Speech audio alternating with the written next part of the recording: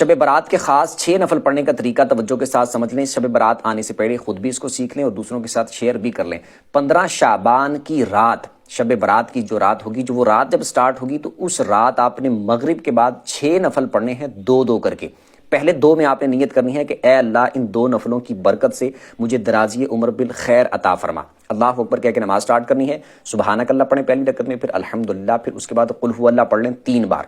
رکوع سجدے کر کے 1 رکعت، اس کے بعد دوسری رکعت میں آپ الحمدللہ پڑھیں، اس کے بعد پھر 3 بار قل هو اللہ پڑھ لیں. رکوع سجدے کر کے اتحیات پہ بیٹھ جائیں، اتحیات پڑھ کے درود پڑھ کے دعا پڑھ کے سلام پھر کے 2 نفل پورے کریں، اور اس کے بعد پھر آپ نے 21 بار قل هو اللہ پڑھنی ہے، یا پھر 1 دفعہ سورہ یاسین پڑھ لیں. اس کے بعد پھر آپ نے 2 رکعتوں کے لیے کھڑے ہونا ہے. اس میں آپ نے نیت یہ کرنی ہے کہ اے اللہ ان 2 نفلوں کی برکت سے میری بلاؤں سے حفاظت فرما.